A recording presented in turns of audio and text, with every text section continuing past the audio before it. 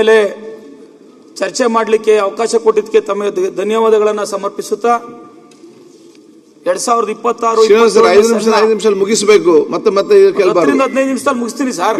ಬೇಗ ಮುಗಿಸಬೇಕು. ಕರ್ನಾಟಕ ರಾಜ್ಯದ ಇತಿಹಾಸದಲ್ಲಿ ಬಹಳ ಸುದೀರ್ಘವಾಗಿ ಆಡಳಿತವನ್ನು ನಡೆಸಿದಂತ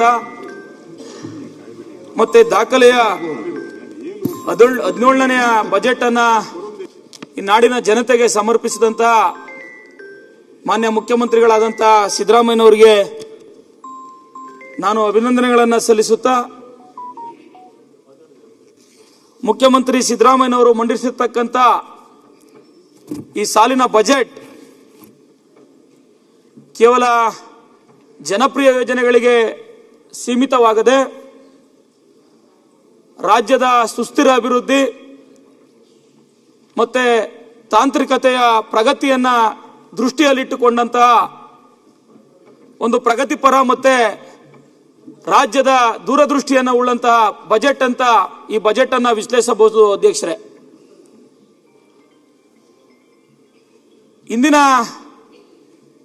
ಕಳೆದ ಸಾಲಿನ ಬಜೆಟ್ ಅನ್ನ ವಿರೋಧ ಪಕ್ಷಗಳು ಟೀಕೆ ಮಾಡತಕ್ಕಂಥ ಸಂದರ್ಭದಲ್ಲಿ ಕೇವಲ ಗ್ಯಾರಂಟಿ ಯೋಜನೆಗಳಿಗೆ ನಮ್ಮ ಸರ್ಕಾರ ಸೀಮಿತವಾಗಿದೆ, ಗ್ಯಾರಂಟಿ ಬಿಟ್ಟು ಹೊರಗಡೆ ಬರಲೇ ಇಲ್ಲ ಅಂತಕ್ಕಂಥದ್ದನ್ನ ಹಲವಾರು ರೀತಿಯ ಚರ್ಚೆಗಳನ್ನು ಮಾನ್ಯ ವಿರೋಧ ಪಕ್ಷದ ನಾಯಕರು ಸದಸ್ಯರುಗಳು ಮಾಡಿದಂಥ ಸಂದರ್ಭದಲ್ಲಿ ಇವತ್ತು ರಾಜ್ಯದ ಎಲ್ಲ ವಿಧಾನಸಭಾ ಕ್ಷೇತ್ರಗಳಲ್ಲಿ ಅಭಿವೃದ್ಧಿ ಕಾರ್ಯ ನಡೀತಾ ಇದೆ ಅಧ್ಯಕ್ಷರೇ.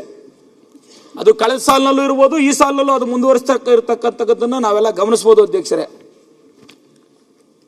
ಕರ್ನಾಟಕದ ಈ ಸಾಲಿನ ಬಜೆಟ್ ಸಾಮಾಜಿಕ ಕಲ್ಯಾಣ ಮತ್ತೆ ರಾಜ್ಯದ ಅಭಿವೃದ್ಧಿ ಎರಡನ್ನ ದೃಷ್ಟಿಯಲ್ಲಿ ಇಟ್ಟುಕೊಂಡು ಮಾಡಿದಂಥ ಬಜೆಟ್ ಅಂತಕ್ಕಂಥದ್ದು ಎದ್ದು ಕಾಣ್ತಾ ಇದೆ ಅಧ್ಯಕ್ಷರೇ.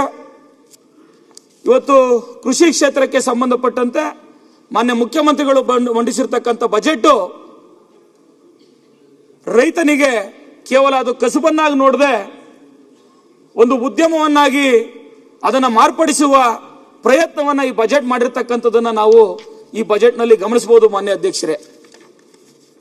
ಇವತ್ತು ಒಣಭೂಮಿ ಕೃಷಿಯನ್ನ ಉತ್ತೇಜನ ಮಾಡಲಿಕ್ಕೆ ಎತ್ತಿನ ಹೊಳೆ ಮತ್ತೆ ಕೃಷ್ಣಾ ಮೇಲ್ದಂಡೆ ಯೋಜನೆಗಳಂತಹ ಬೃಹತ್ ನೀರಾವರಿ ಯೋಜನೆಗಳಿಗೆ ಸುಮಾರು 25,000 ಕೋಟಿಗೂ ಹೆಚ್ಚು ಅನುದಾನವನ್ನ ಮೀಸಲಿಟ್ಟಿರ್ತಕ್ಕಂಥದ್ದು ನಮ್ಮ ಸರ್ಕಾರ ಕೃಷಿಗೆ ಒತ್ತನ್ನು ಕೊಟ್ಟಿರ್ತಕ್ಕಂಥದ್ದನ್ನ ಮತ್ತೊಮ್ಮೆ ಸಿದ್ದರಾಮಯ್ಯನವರು ಮಾನ್ಯ ಚಲುವರಾಯಸ್ವಾಮಿಯವರು ನಿರೂಪಿಸಿರ್ತಕ್ಕಂಥದ್ದನ್ನ ಈ ಬಜೆಟ್ನಲ್ಲಿ ನಾವು ಗಮನಿಸಬಹುದು ಅಧ್ಯಕ್ಷರೇ.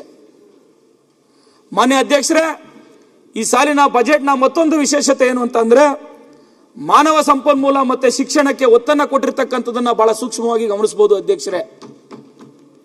ಕಾಂಗ್ರೆಸ್ ಸರ್ಕಾರವು ಶಿಕ್ಷಣದ ಭದ್ರ ಬುನಾದಿಯ ಮೂಲಕ ದೀರ್ಘಕಾಲಿಕ ಗುರಿಯನ್ನ ಸಾಧಿಸಲು ಉದ್ದೇಶಿಸಿದೆ ಅಂತಕ್ಕಂಥದ್ದನ್ನ ಈ ಬಜೆಟ್ನಲ್ಲಿ ನಾವು ಗಮನಿಸಬಹುದು ಅಧ್ಯಕ್ಷರೇ.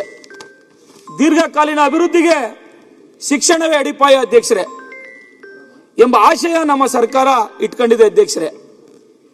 ಈ ಶಿಕ್ಷಣಕ್ಕೆ ಒತ್ತನ್ನು ಕೊಡುವ ಮುಖೇನ ಇವತ್ತು ಗ್ರಾಮೀಣ ಪ್ರದೇಶದಲ್ಲಿ ನಾವೆಲ್ಲ ಗ್ರಾಮೀಣ ಪ್ರದೇಶದ ಕ್ಷೇತ್ರಗಳನ್ನು ಪ್ರತಿನಿಧಿಸಿದವರು ಅಧ್ಯಕ್ಷರೇ. ಸುಮಾರು